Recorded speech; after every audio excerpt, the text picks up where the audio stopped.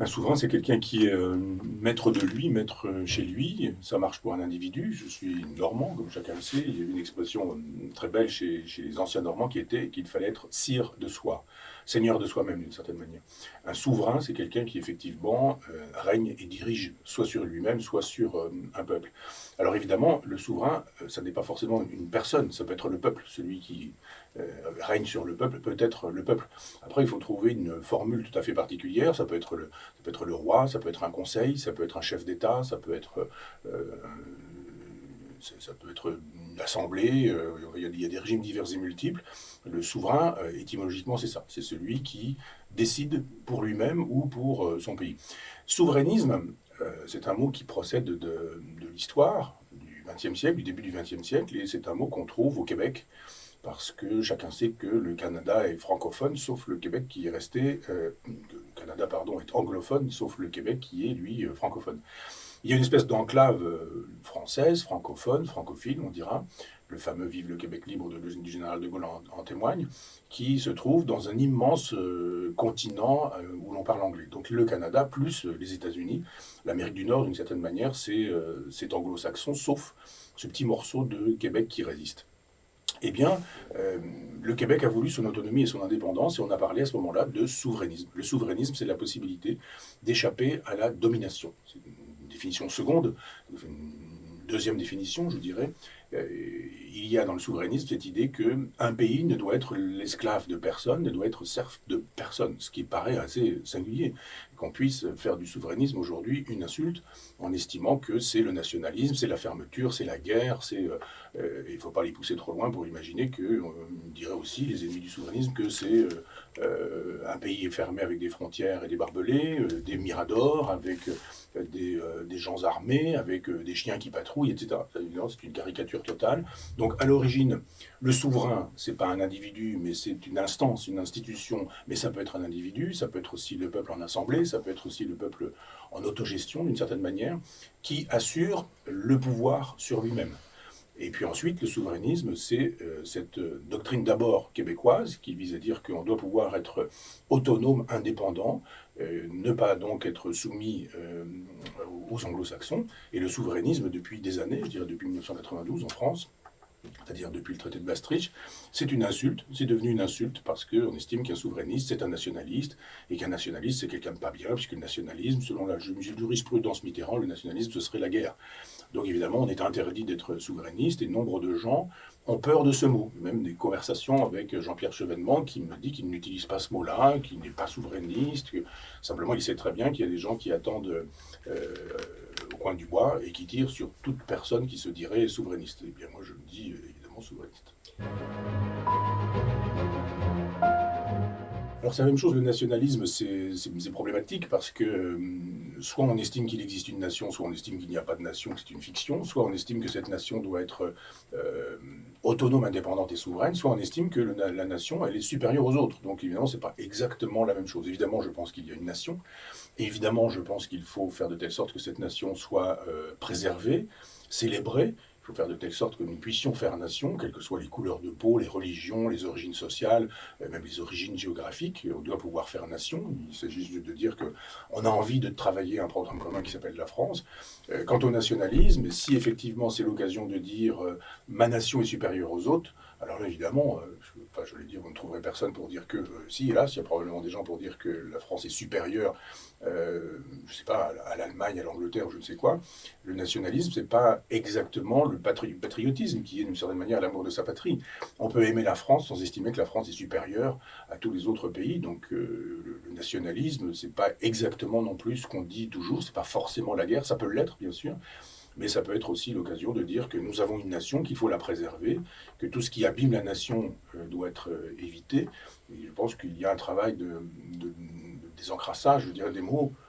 Souverainisme, populisme, nationalisme, ce sont des mots qui sont chargés de manière polémique parce que défendre le pays aujourd'hui, c'est inadmissible pour ceux qui estiment qu'il faut une grande Europe supranationale pour faire de telle sorte qu'un jour, cette grande Europe supranationale soit avalée elle-même par un gouvernement planétaire qui serait aux mains des capitalistes et du capital. Alors le libéralisme économique doit aussi, enfin le libéralisme c'est un mot chargé lui aussi, et si on fait l'analyse du surgissement de ce mot-là, on se retrouve au XVIIIe siècle, et c'est une façon de réagir au pouvoir royal concentré entre les mains du roi, ou à un colbertisme qui fait que on estime que l'État décide de tout et pour tout, sur le terrain religieux, sur le terrain de la publication, sur le terrain de l'économie, sur le terrain de la production, sur le terrain des productions littéraires. L'État décide, c'est-à-dire le chef de l'État décide, vous avez une censure, etc. Alors le libéralisme arrive comme une invitation, je dirais libertaire, c'est-à-dire comme une invitation à plus de liberté. Les libéraux à cette époque-là sont des gens qui disent mais permettez par exemple l'édition des livres sans qu'il y ait censure. Qu'est-ce que ça peut vous faire que Helvétius ou d'Holbach puissent publier des ouvrages par exemple au XVIIIe siècle? D'accord, ce sont des ouvrages soit de déistes pour Helvétius ou d'athées pour d'Holbach, mais d'une certaine manière, laissez faire les idées, l'important c'est le débat. Le libéralisme économique à cette époque-là, c'est la même chose, c'est-à-dire c'est la possibilité de dire mais laissez faire, laissez passer les industriels, les industrieux, les gens qui travaillent, les artisans, etc. Donc ce libéralisme-là, il ouvre les possibles de la liberté. Il se fait qu'ensuite on aura un libéralisme économique assez doctrinaire au XIXe siècle, et que cette fameuse théorie de la main invisible, une théorie déiste, hein, c'est pas une théorie athée, on estime qu'il y aurait une main invisible, quelque chose comme Dieu, qui régulerait le marché. C'est-à-dire laisser faire, laisser passer, et in fine, tout ça va bien se passer. Vous aurez la fameuse théorie du ruissellement d'Emmanuel Macron, les riches permettront aux pauvres de s'enrichir, et tout ça sera formidable. On voit bien que c'est une doctrine, comme le socialisme, comme le communisme, comme l'anarchisme au XIXe siècle, et que cette doctrine, elle ne marche pas. Je prends l'exemple de Jeremy Bentham, qui est un des grands penseurs du libéralisme, avec John Stuart Mill, ou Herbert Spencer, très anglo-saxon, et tous ces gens-là. Donc, eh bien, Bentham nous dit, voilà, main invisible, marché, mais il a une théorie de la prison, et le fameux panoptique, sur lequel Michel Foucault a écrit pas mal de pages dans Surveiller et punir. Alors on se dit, mais comment se fait-il qu'on ait besoin d'une prison? Puisque finalement, le libéralisme, en laissant faire et en laissant passer, avec la fameuse main invisible, elle fait de telle sorte que tout le monde trouve son bonheur. Pourquoi est-ce qu'il y a des gens qui sont mis en prison? Vous savez que le libéralisme, il produit de la paupérisation et de la pauvreté. Donc, des pauvres de plus en plus pauvres, de plus en plus nombreux, des riches de plus en plus riches et de moins en moins nombreux, et que ça produit la lutte des classes. Marx avait raison là-dessus, contre les libéraux du XIXe siècle. Et puis, il y a une autre définition, alors le XVIIIe siècle, avec une espèce d'ouverture pour aller au-delà de l'état total, d'un Louis XIV, par exemple, ou Louis XIVien plutôt. XIXe siècle, c'est le libéralisme économique dont on voit effectivement qu'il n'est pas la panacée.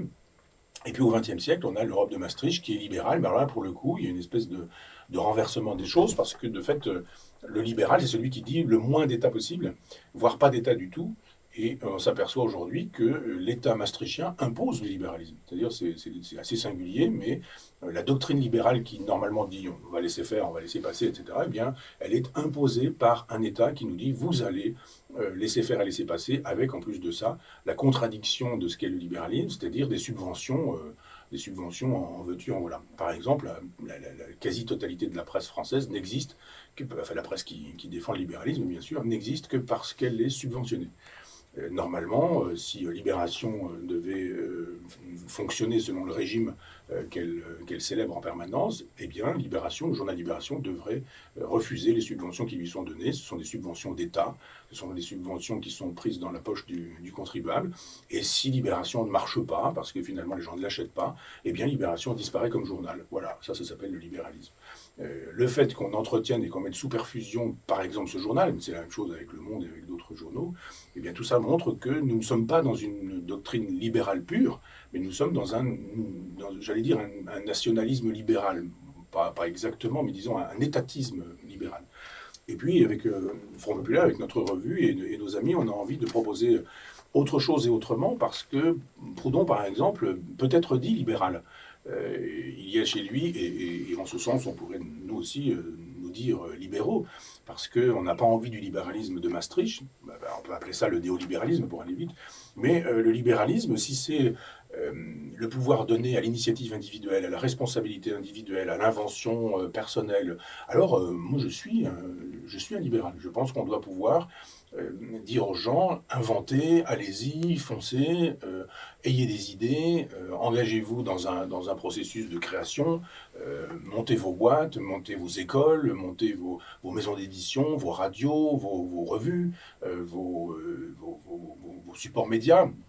Et puis vous allez augmenter la liberté. Je ne vois aucun inconvénient à pouvoir dire qu'on peut être et de gauche et libéral, mais pas la gauche libérale maastrichtienne qui, elle, nous dit on va imposer de manière brutale et violente le libéralisme, mais juste dire libérer les initiatives individuelles.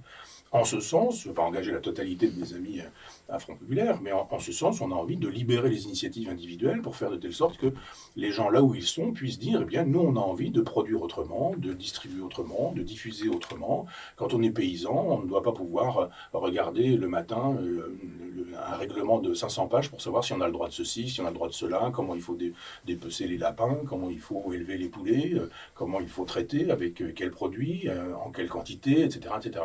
On doit pouvoir laisser des initiatives individuelles pour faire de telle sorte que des artisans, des commerçants, des gens de l'industrie ou des industrieux, au sens le plus large du terme, puissent se dire finalement que l'initiative individuelle, c'est quand même plutôt pas mal. Et chacun sait que quand on a des parties communes dans un immeuble, elles ne sont pas traitées de la même manière que quand il s'agit de son propre appartement. Les gens sont beaucoup plus négligents quand il s'agit je sais pas quoi, du couloir, de l'ascenseur ou des caves communes, parce qu'ils n'en ont rien à faire. Ça ne leur appartient pas, ça appartient à tout le monde, donc ça appartient à personne. Alors que finalement, quand il s'agit de leur propre appartement, ils ne se comportent pas de la même manière. C'est-à-dire que, d'un point de vue de l'éthologie, tout ce qui est propriété collective n'est pas à proprement parler respecté. Quand c'est de la propriété personnelle et privée, les gens, effectivement, sont dans un autre état d'esprit. Donc il y a chez Proudhon un éloge de la propriété privée, un éloge de l'artisanat, du commerce, un éloge de la libre entreprise, et ça m'intéresse, mais pas du tout le néolibéralisme de, de l'État maastrichtien qui nous dit on va vous imposer prétendument la liberté du commerce, alors qu'en fait, il y a des règles qui font que on fabrique des monopoles, on détruit les petits, on détruit les artisans, les commerçants, et on voit bien aujourd'hui que si on est un petit épicier, on ne survivra pas si à côté ou non loin, un supermarché s'installe, parce qu'effectivement, le supermarché aura la possibilité de pratiquer des prix qui ne seront pas ceux de la petite épicerie. Et si le libéralisme, c'est la puissance d'effort contre les faibles, c'est la puissance du renard dans le poulailler, comme on disait, comme on a beaucoup dit, bien évidemment, ce libéralisme-là, ça ne m'intéresse pas. Mais le libéralisme qui permet de libérer les initiatives individuelles et personnelles, évidemment, c'est pour moi une option libertaire.